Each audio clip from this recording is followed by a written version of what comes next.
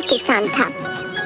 उसने अपनी जमीन पर महाजन से रुपये उधार लिए थे, पर फसल बर्बाद होने के कारण वो रुपये वापस नहीं दे पा रहा था। कर्ज चुकाने के लिए उसने अपने बैल तक बेच दिए थे। भैया, मैंने अपने बैलों को बच्चों की तरह रखा है, इनका अच्छे से ध्यान रखना। भैया, अभी मैं इनकी आधी कीमत ही दे पाऊंगा, आधे रुपए अगले महीने ले लेना। भैया, मुझे अभी रुपयों की बहुत जरूरत है, इसीलिए तो बैल बेचे। अच्छा, तो ऐसा करो, तुम मेरी ये अंगूठी रख लो, ये मेरी माँ की आखिरी निशानी है, पर तुम इसे रख लो, जब मैं रुपए वापस करूँ तो दे देना। नहीं नहीं भैया, रहने दो, तुम्हारी हालत तो मुझसे भी खराब है। अगर मैंने मजबूरी में तुम्हारी ये अमानत बेच दी तो ऊपर वाले को क्या मुंह दिखाऊंगा। तुम मुझे रुपए अगले महीने दे देना। वैसे भी इन रुपयों से मैं महाजन के पूरे रुपए नहीं चुका पाऊंगा। ऐसे में दो आदमी का परेशान होना ठीक नहीं। तुम तो चैन की सांस लो। और ये बोलकर सोमू वहाँ से चला गया। महाजन ने बुलवाया है, उसके रुपयों का इंतजाम तो हो नहीं पाया। समझ नहीं आ रहा कि उसे क्या कहूँ। तुमने इस बुधवार तक रुपए सूद समेत वापस करने के लिए कहा था। चलो लाओ मेरे रुपए, आज बुधवार है। आप तो जानते हैं, इस बार मेरी बेमौसम की बरसात के कारण फसल बर्बाद हो गई है, इसलिए मैं रुपयों का इंतजाम नहीं कर पाया। अभी बस इतने ही है मेरे पास। बस 2000? अभी तो पूरे 5000 बाकी है। मुझे मेरे रुपए हर हाल में चाहिए, समझे? मुझे थोड़ा समय और दे दो। आप तो जानते हो कि मेरे इतने बुरे दिन पहले कभी नहीं आए। ठीक है, तुम आदमी अच्छे हो तो तुमको 1 सप्ताह और दे देता हूँ, पर अगर इस बार भी मेरे रुपए नहीं दिए तो ठीक नहीं होगा। सोमू हाँ में सिर हिलाकर वहाँ से चला गया और बिल्कुल उदास मन से अपने घर की तरफ चलता गया।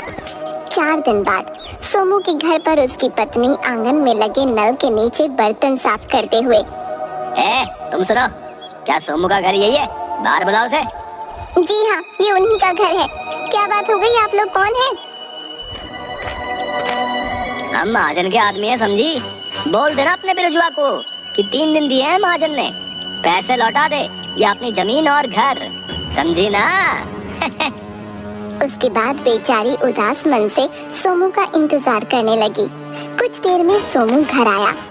सुनिए, महाजन का आदमी आया था, कहकर गया है कि अगर 3 दिन में रुपये वापस नहीं किए तो महाजन जमीन और घर पर कब्जा कर लेगा। 3 दिन में रुपए? यहाँ तो खाने के लाले पड़े हैं।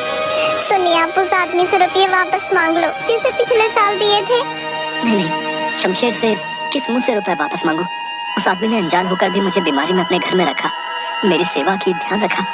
वो नहीं होता तो शायद आज मैं तुम्हारे सामने नहीं होता। तुम्हें पता भी नहीं चलता मेरे साथ क्या हुआ है।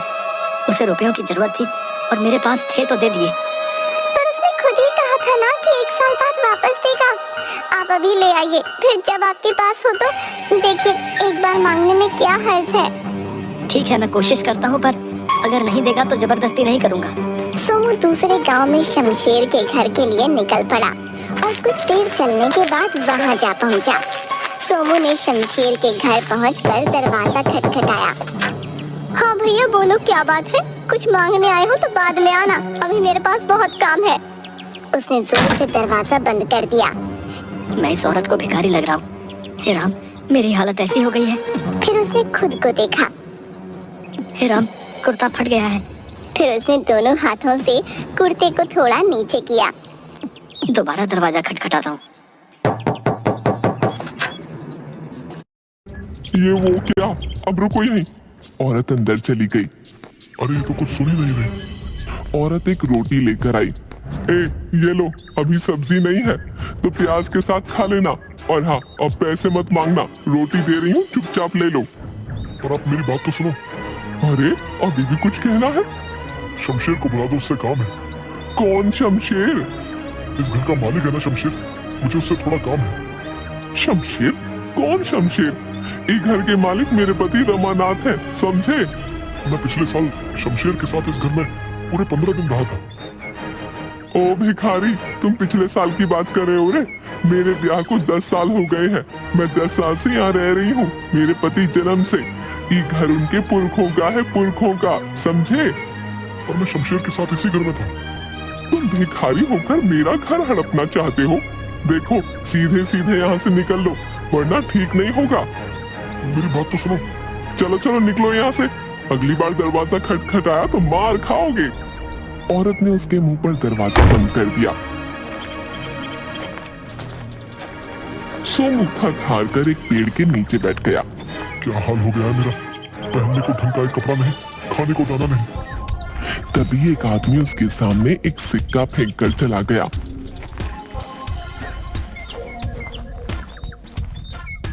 शायद सच्ची में मैं भिखारी लग रहा हूँ। तभी उसकी नजर सामने एक घर के आंगन में घड़े बनाते कुम्हार पर पड़ी। उसे देखकर सोमू कुछ याद करने लगा। सोमू सड़क पर चक्कर खाकर गिर गया। उसे बहुत चोट लगी और खून बहने लगा। तभी वहां शमशेर आ गया। ए भैया संभल कर, लो मेरा हाथ पकड़ो। शमशेर ने उसे सहारा देकर खड़ा किया और घर ले गया। तुम तो चलने की हालत में नहीं हो, तुम्हें तो बहुत तेज बुखार भी है। ऐसा करो, कुछ दिन यही मेरे साथ इस घर में रहो, जब अच्छे हो जाओ तो चले जाना। सोमू खड़े होने की कोशिश करता है पर गिर गया। अरे रे भैया संभल कर, कहीं ऐसा ना हो कि जिंदगी भर न चल पाओ। ना ना ऐसा मत बोलो, तो आराम करो। शमशेर ने उसकी बहुत सेवा की। सोमू अब थोड़ा बहुत चलने लगा। यहाँ भीतर पड़े पड़े जी घबराने लगा है, थोड़ा बाहर हो आओ। अकेले कहीं चक्कर खा के गिर ना पड़ो, अभी भी बहुत कमजोर लग रहे हो। चलो मैं भी चलता हूँ। दोनों घर से बाहर निकले तो सामने वाले घर में घड़े बनाते हुए कुम्हार ने आवाज दी। ए भैया कहाँ जा रहे हो? तुम तो जब से आए हो घर में ही कैद हो, बाहर ही नहीं निकलते। दोनों उसके पास जाते हैं। भैया तबीयत ठीक नहीं है, इतने दिनों से कोई आज जाकर बुखार उतरा है। एकदम मुरझाए लग रहे हो। तभी मैं सोचूं पड़ोस में नया आदमी आया और कोई बातचीत नहीं। ए देखो, तुमको तो ढंग से धोती तक बांधनी नहीं आती है। ठीक तो है? नहीं ठीक नहीं है, तुमको चलने में दिक्कत हो रही होगी। मैं बताता हूँ ठीक कैसे होगी। कुम्हार ने सोमू की धोती को थोड़ा पीछे से खींचा। अब ठीक लग रही है। हाँ अब सही है। सोमू कुम्हार के पास गया। भैया जरा सुनो तो। तुम अंदर मत आओ, वहीं रहो। पता चले कुछ तोड़ फोड़ दिया तो बिना बात के नुकसान हो जाएगा। वहीं से बोलो क्या चाहिए। तुमसे कुछ पूछना है। अच्छा मैं आता हूँ। बोलो क्या बात है। भैया मुझको पहचाना? नहीं तो कौन हो तुम? मैं पिछले साल वो सामने वाले घर में तुमने मुझको धोती बांधनी सिखाई थी। सोमू तुम ये क्या हाल बना रखा भैया? फिर से कहीं चक्कर खा के गिर गए क्या? सोमू ने मुंह लटका लिया। शाम होने को आई है, चलो अंदर आओ, पहले नहा धोकर कुछ खा पी लो। इस गांव में कोई शमशेर नाम का आदमी मैं भी नहीं जानता। क्या गजब करते हो भैया। उस दिन जब तुमने मुझको धोती बांधनी सिखाई वो मेरे साथ खड़ा था। अरे नहीं, ऐसा कैसे हो सकता है? मुझे अच्छे से याद है तुम अकेले थे। तभी मैं सोच रहा था कि अकेला आदमी घर के बाहर ही नहीं निकलता। भैया याद करो ना, शमशेर तुम्हारा पड़ोसी सामने वाले घर में रहता था। उसने मेरी बहुत सेवा की थी। जाते समय मुझसे पूरे 5,000 रुपए उधार भी लिए थे। कहा था 1 साल बाद वापस करूंगा। अरे तुमको कोई भ्रम हुआ भैया। सामने वाले घर में तो रमानाथ रहता है। रमानाथ और उसका परिवार पिछले साल गंगा जी गए थे, तो मुझे लगा तुमको घर की रखवाली के लिए बुलाया है। मैंने जब भी तुम्हें देखा अकेले देखा था। मुझे इस गांव के बारे में कुछ नहीं पता भैया। मुझे तो यहाँ शमशेर लेकर आया था। 25-26 साल का लंबा चौड़ा लड़का, काला, लंबी लंबी मूछें, आगे एक दांत टूटा हुआ। आगे का दांत टूटा हुआ, ऐसा हुलिया और शमशेर। देखो भैया, ऐसा एक आदमी था तो था, मतलब इस हुलिये का एक शमशेर था, पर वो 3 साल पहले अचानक गायब हो गया था। धरती निगल गई या आसमान, किसी को नहीं पता। 3 साल पहले गायब हो गया। अरे नहीं भैया, मैं तो पिछले साल ही मिला हूँ। भैया लगता है शमशेर के नाम से किसी ने ठगी की है। मैंने तो यहाँ तक सुना है कि वो गलत काम करता था। 2 नंबर का धंधा, और उसी के किसी दुश्मन ने, समझ रहे ना? मैं कहता हूँ तुम उसके चक्कर में मत पड़ो। सुबह को अपने गाँव निकल जाओ। सोमू ने हाँ में गर्दन हिलाई। भैया तुम्हारा बहुत एहसान। मेरे तो कपड़े भी फट गए थे। कोई बात नहीं भैया, बस अपना ध्यान रखना है। सोमू वहां से चला गया। चलते चलते दोपहर हो गई तो वह एक पेड़ के नीचे बैठकर रोटी खाने लगा। खाते खाते अचानक हिचकी आने लगी। उसने सामने की तरफ देखा। सामने पेड़ के पीछे से कोई झांक रहा था। ये कौन है? अरे ये तो शमशेर है। सोमू सब कुछ छोड़कर उसी ओर भागने लगा। दोनों भागने लगे, आगे आगे शमशेर और पीछे बिरजू। सोमू उसके पीछे भागते हुए जंगल में पहुंच गया कि अचानक वो पत्थर से टकरा गया। ए रुक बहरूपिये, मेरे रुपए वापस कर। शमशेर भाग गया। एक बार हाथ तो लग, छोड़ूंगा नहीं। सोमू आगे की ओर बढ़ गया, तभी उसे झील के पास शमशेर दिख गया। शमशेर उसे देखकर भागने लगा। सोमू उसके पीछे भागने लगा। आगे केवल एक दरवाजा लगा हुआ था। शमशेर उसके गोल गोल भागने लगा और सोमू भी। का फालतू दरवाजा खड़ा कर दिया यहाँ। शमशेर दिखते ही उसने उसके पैरों की ओर डंडी फेंकी। वो शमशेर की धोती में फंस गई और शमशेर दरवाजे से टकरा गया। अब आया ऊँट हाथ में। बहरूपिये सबको पागल बनाता है। उसने इधर उधर देखा, शमशेर कहीं नहीं दिखा। कहाँ गायब हो गया? अरे अभी तो दरवाजे से टकराया। अरे मेरे रुपए तो दे देता, मैं बेघर हो जाऊंगा। हाय, ये क्या हो रहा है मेरे साथ? तभी दरवाजा जोर से हिलने लगा और उसमें चिपका हुआ शमशेर दिखा और गायब हो गया। सोनू घबरा गया। ए भैया, मैंने तुम्हारी जान बचाई थी, आज तुम्हारी बारी है। इस दरवाजे को उठाकर नदी में बहा दो। क्यों?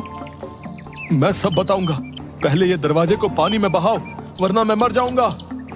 कहीं मुझे कुछ, अगर शमशेर उस समय मेरा ध्यान नहीं रखता तो मैं पिछले साल ही मर गया होता। मेरे रुपयों से बड़ा इसका एहसान है। सोमू ने दरवाजे को हाथ लगाया और हटा लिया। ये दरवाजे में से कुछ चुभ रहा है। उसने फिर हिम्मत करके दरवाजे को उठाया और नदी में बहा दिया। जैसे ही दरवाजा नदी में डूबा, शमशेर सोमू के सामने प्रकट हो गया। ये क्या माजरा है? भैया मैं तुमको सब बताता हूँ। पहले मैं बहुत लालची था। हमारे यहाँ एक बाबा जी आए थे। वो दरवाजे वाली जगह पर ध्यान लगा कर बैठे थे। ओ बाबा जी, मेरा एक काम कर दो। बोलो बेटा। वो रमानाथ आपको बहुत मानता है, उसे समझाओ कि अपना पुश्तैनी मकान मुझे बेच दे।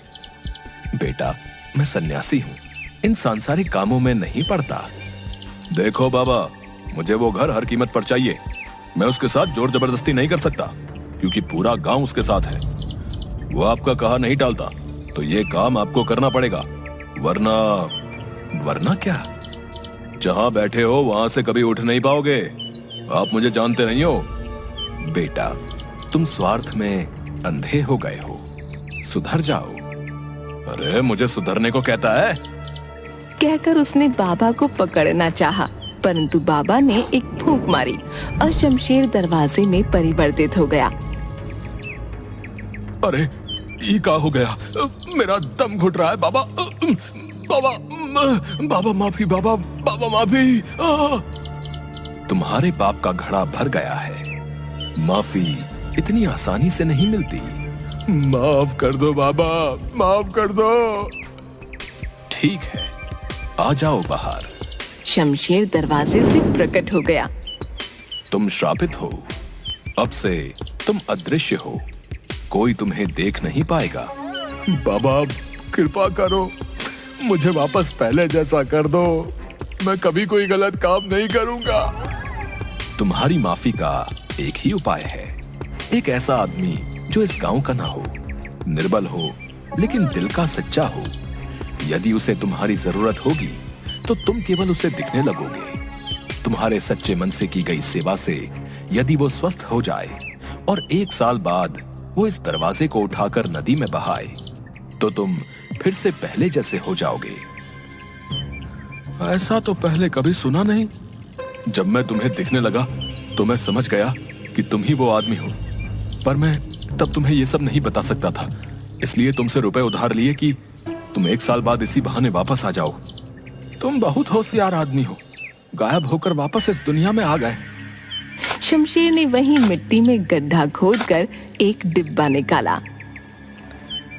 ये लो तुम्हारे रुपए, जैसे दिए थे वैसे ही हैं। सूद मैं बाद में दे दूंगा।